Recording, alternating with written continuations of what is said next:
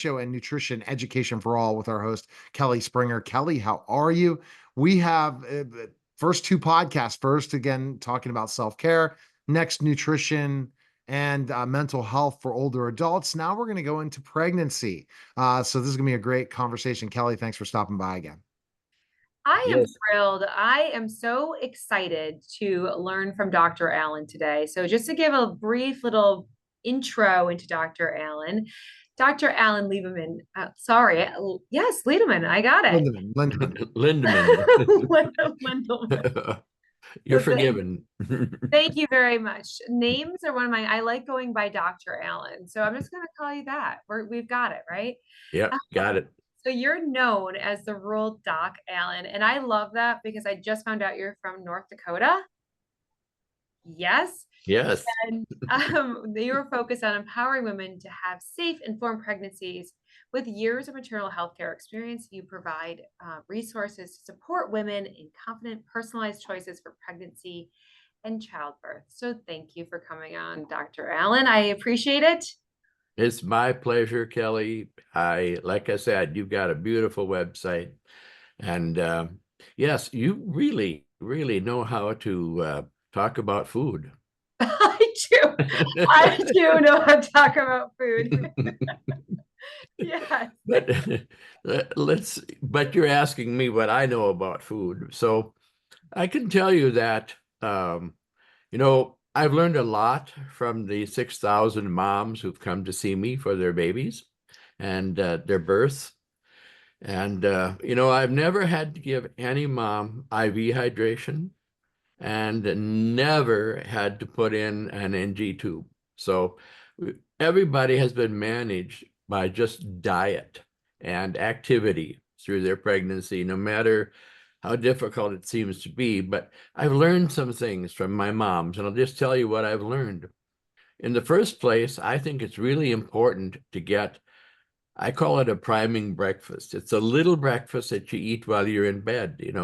Put something beside your nightstand, some apple juice, orange juice, some crackers, granola bar, something that you like. Even sometimes they use potato chips and Coke. And if that's what works, that's fine. I don't care. Just as long as it stays down.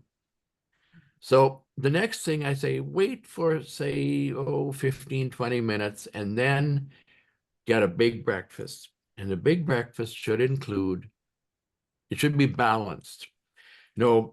I've learned by listening to my moms that cold cereal, skim milk, and orange juice is not a very good breakfast for them. What works better is a little bit of protein, and of course, you were talking about the food police, and you said you don't want to talk about food police anymore. So I can remember the days of the food police.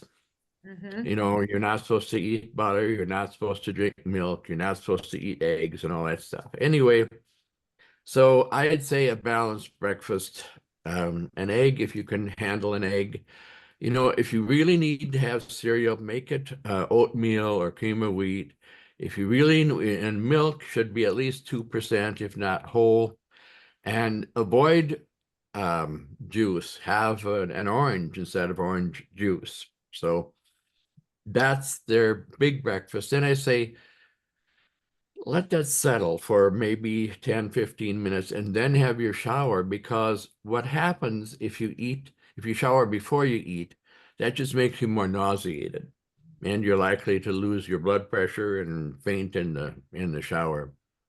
The other thing that's really important for moms is to not eat and drive. How many people will take a glass of milk or a banana or something that they can eat in the car? Don't do that, because there's a lot of morning sickness, motion sickness that's associated with morning sickness. So, and the other thing is, it's very simple. I say eat like a diabetic, maybe 4 little meals and then 3 big meals a day. Have a bedtime snack, something not really complicated, maybe a piece of cheese, an apple, or apple and cheese, something like that. So that's my pregnancy routine.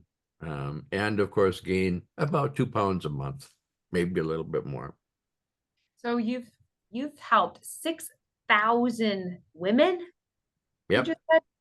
Yeah, 6,000. It's been fun. I've had a really nice life, and I'm still, I've gathered a lot of information, so I can talk about experience for a long time. Well, I've had two children, so I've been on the pregnancy side myself, and I did feel very fortunate. I didn't have horrible morning sickness, but I did have to change routine. I wasn't a big breakfast eater prior, and with pregnancy, my favorite go-to was peanut butter and whole grain toast. There Yeah, you go. it worked great, and having some almonds in my desk really was helpful. And so I learned just myself of what worked. But I was very serious about pregnancy. And I was, again, I was fortunate because I wasn't as sick and I did have a degree in nutrition. So I knew. But when I went into pregnancy, I said, nothing is going to be my fault. I'm going to ensure that I get the best start to these children's lives. And, it was really, really important to me to give them the best nutrition while they were there. And then as babies and then coming out. But I think that I would love to help you in any way I can to help educate the women that you serve, and any way we can help, like we were saying, like a blog or anything. Happy to Yeah. help. Yeah, I that's think, part thank of you. what you doc you're doing with helping pregnant women in need. Explain that. Well, yes, this sounds just perfect, to have a blog, and we need to talk about exactly how that would work. But I think that certainly eating, you've got the right idea. What you had there with your peanut butter was protein and fat, and of course carbs. But you had actually quite a well-balanced breakfast. So whatever it takes to have a well-balanced breakfast. I always say that, what happens with blood sugar in pregnancy, in the first half of pregnancy, it's low. And the second half, your blood sugar is high. That's when people with diabetes notice they have diabetes. But the low blood pressure sugar is responsible for the nausea. So you need things that will keep your sugar elevated. And you did exactly the right thing with the protein and the fat. So I'd say congratulations. You fixed it yourself. So now working together, it sounds great. I'm honored and flattered. And I can see some of the things that you've done. You've got these events. It looked like you were in Minneapolis, because Yes, I was. I could see 35E and 35W. So I figured that's Minneapolis. It Yeah. was. It was. We had a great time at our Food Nutrition Expo out there. And that's each year our dietitians get together from all over the country for our Food Nutrition Expo. It's called Fancy. And there was about 6,000 dietitians in Minneapolis. So it was really fun to be out there, do a little TV while we were there. And beautiful, beautiful city. Now, Kelly, a big thing, kind of talking about Safe Pregnancies Foundation, because I am on the board, is ultimately what they do. We help pregnant women in need. We're focusing on education, all types of different education. So the foundation provides all the different information, plus also being able to work with doc on consult basis, but really looks at specifically things that they have questions on, they're looking for. And that's what really the foundation's all about, what World Doc and his wife, Diane, are doing together. So that's where I see you help in some way, especially with your mission, and definitely adding that nutrition component to looking at it. So what are your thoughts, Kelly, when you talk about pregnant women? Doc gave his specific ways he does, but as you, as a dietitian, what areas do you think sometimes pregnant women are lacking when it comes to pregnancy? I'm glad you asked that because I was very lucky. I got to see this presentation years and years ago. It was actually out in Rochester, New York, and it was a physician that was having their clients walk after meals that were dealing with the high blood sugar, like in the second and third trimester. And it was unbelievable how they were able to control that blood sugar, because with walking after meals, they could lower about 30 to 40 points. And it just was like aha moment. And I ended up using that information with my other clients as well. But I think that movement, because you are getting bigger, it is uncomfortable. And I'm glad I've gone through pregnancies to understand what that pressure feels like, the weight feels like. But just getting up and moving after those meals can really make such a difference in the way they feel and their blood sugar levels, and just keeping your body moving. Well, you're absolutely right. You can walk down your blood sugar. As a matter of fact, that's very, very well known. For people who are controlled, who have their blood sugars controlled when they're not active, they actually sometimes have their blood sugar turn too low when when they try to be active. So you always have to warn them that their sugar has to be high enough that they'll tolerate the walk. But yeah, walking off the sugar is a really wonderful piece of advice. And I think just that not everything is going to go smoothly. I guess I'm sharing this for the first time on the podcast, my first day of podcast, but I fell during my first pregnancy. I was at a work conference. I fell and I tore my placenta, which I never knew was a thing. Never in a million years had heard about that, talked about that. And I was put on bed rest, which we just talked about aging and the loneliness, the isolation of it.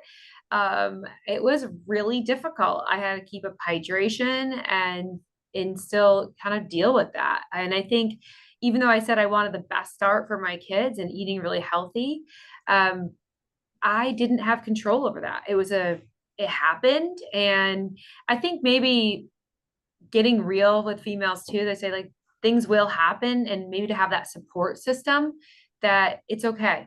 It's okay. We can get through this with your doctor support, with dietitian, with females coming in, that we really can share stories about Well, what's. yes, yeah, I can imagine that for you, having to go to on bed rest would be a problem because you're active. Yeah. And today we don't do that anymore anyway. I mean, there's very few reasons to do bed rest, and there's about 20 reasons to not do bed rest, and most of them have to do with blood clots. Mm.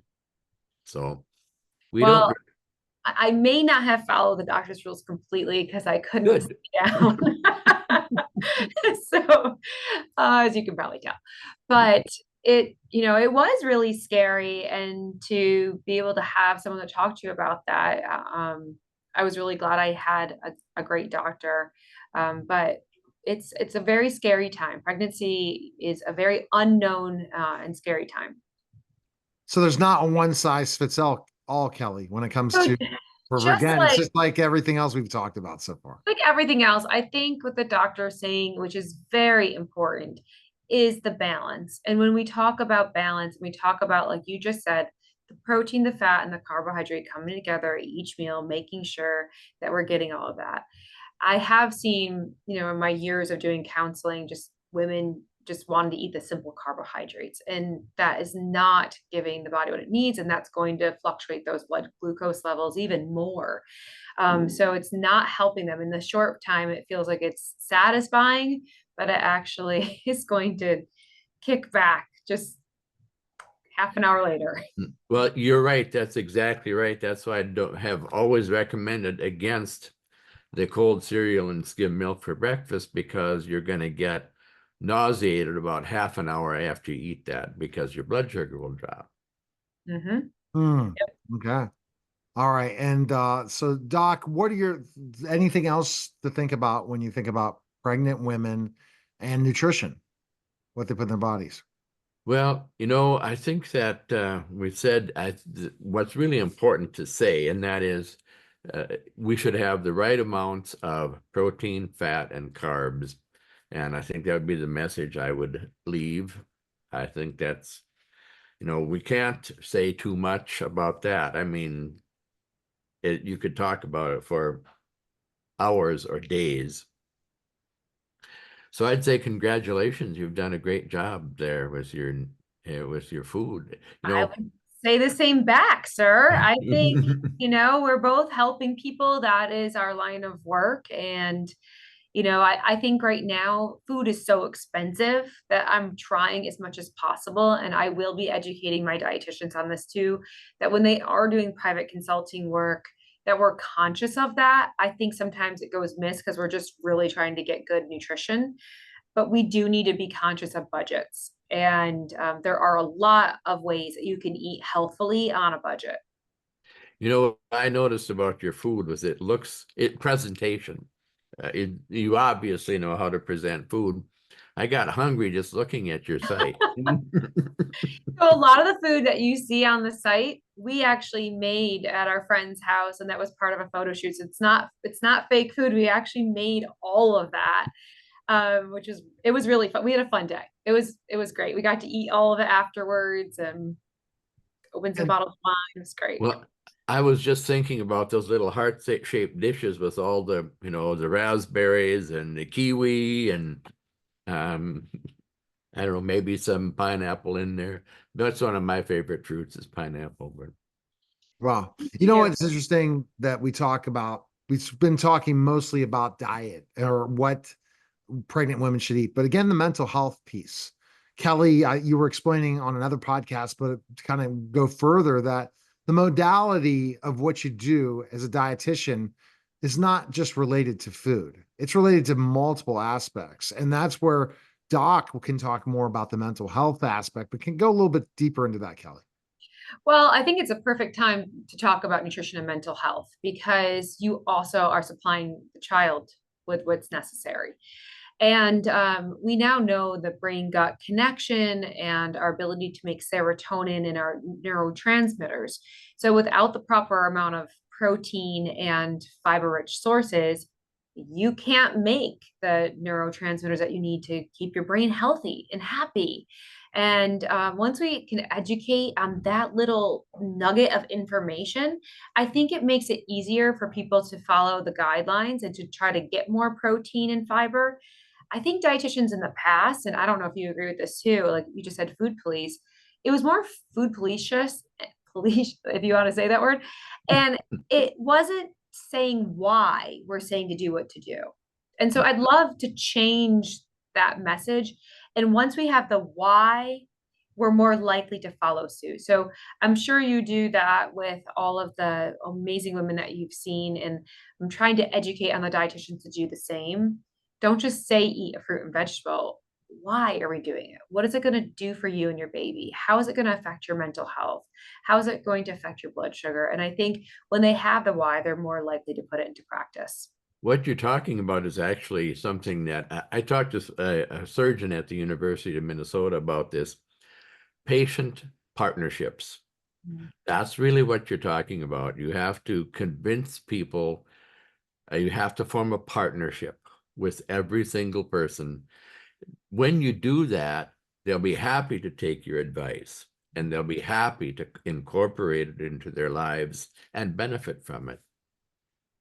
I agree. I was on a call earlier today and it was about getting contracts, but the guy said, if you don't have a relationship, you're not going to get one. And I Right. think the same is with everything in life. If you don't build a relationship, it's not going to go anywhere. If you're just handing out information, you haven't built that relationship.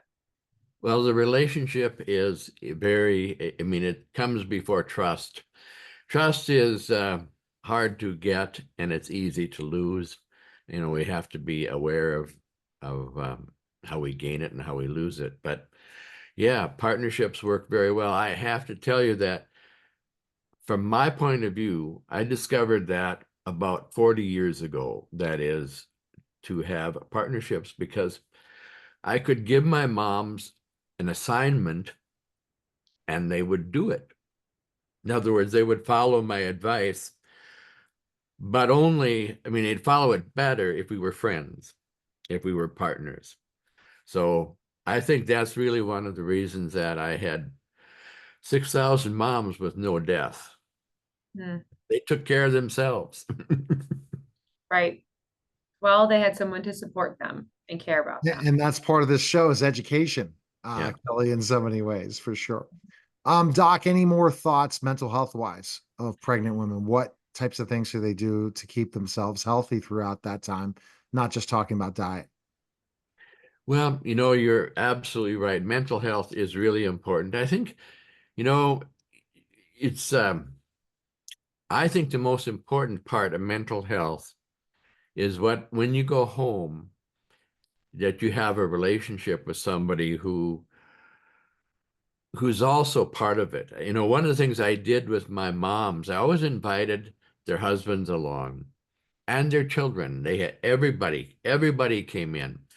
And that way you make a family. And so that it's not a matter of walking the plank after you deliver. It's a matter of getting ready and knowing how to do it when you go home. Yeah, no, and 20 years ago, no one explained that. So I It's think, really yeah. it's that is really important. As a matter of fact, in my book, I have a little dialogue I've made up about what happens if you do plan go for going home and what happens if you don't plan. There's a whole bunch of just simple things like ground rules, like who takes care of the baby when, who Mhm. gets sleep at 3 o'clock in the morning and who has to feed the baby and who washes the toilet and who gets the groceries. All those things, if they don't work, postpartum is really complicated. Agree. I'm divorced. So remarried now, everything's great, great. But no, it really, you are correct. And mental health wise, it's interesting to be thrown into that with children. So a game plan is a very smart thing to do. All right. Yep. Well, this is a great conversation, Kelly. Anything you else to add regarding what, like, I guess, lifestyle when it comes to being pregnant? I think just do all the things you want to do. Be happy. Get out there, see the sun. It is a fun time to eat some foods. I gotta say, there was this great ice cream store on the way, always home, and it was fun to get a milkshake once in a while. And so that's what I think there should be moderation. Enjoy being pregnant. Enjoy the different changes in the feel. It really was a very, very special time. Well, All I'd right. say enjoy your milkshake. I certainly have enjoyed mine. All right. Best place people can go for Doc is go to royaldocallen.com and pick up Pregnancy Your Way. It's available on Amazon. And Kelly, the best place people can go find info on you. kellyschoice.org and Instagram at kellyschoice_nutrition. All right. That was a special simulcast of the Neil Haley Show and nutrition education for all, guys. Take care.